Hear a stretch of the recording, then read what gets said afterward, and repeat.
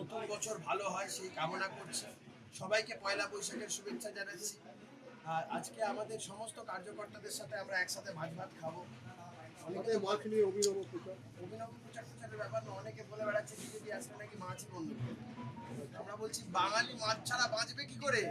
মাছে ভাতে বাঙালি কথা বলে। মাছে ভাতে বাঙালি সেই জন্য থাকবে, বাঙালি মাছে ভাতে আর থাকবে বিজেপির সাথে।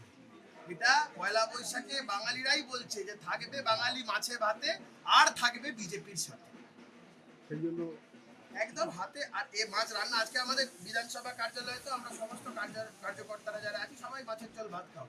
বাঙালি মাছ ছাড়া চলবে না, বাঙালিদের মাছ ছাড়া চলে না, বাঙালিদের মাছ ছাড়া চলতে পারে না। প্রচারে আপনি প্রার্থী হাতে মাছ নিয়ে বেরিয়েছেন, কি বলতে মাছ তো সাধারণ প্রচন্ড শুভ। সাধারণ আমরা মানুষ একটা কি শুভ, বলছে? আমাদের তো একটা শুভ কাজের মধ্যে আমরা আছি। মাছ অত্যন্ত শুভ। তো সেই জায়গায় সবাই সবার সাথে আমি শুভেচ্ছা বিনিময় করছি, কুশল বিনিময় করছি।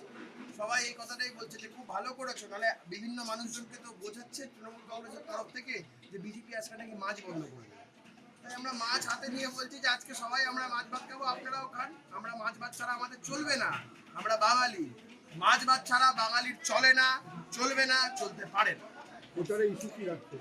হ্যাঁ, প্রচারে ইস্যু কি রেখেছেন? আমি ব্যারাকপুরের ভূমিপুত্র।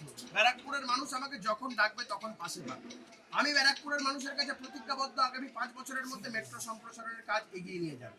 আমি ব্যারাকপুরের মানুষের কাছে অঙ্গীকারবদ্ধ, ব্যারাকপুরের বন্ধ কলকারখানা খুলবে। আমি ব্যারাকপুরের মানুষের কাছে উন্নততর স্বাস্থ্য শিক্ষা দেওয়ার ক্ষেত্রে বদ্ধপরিকর।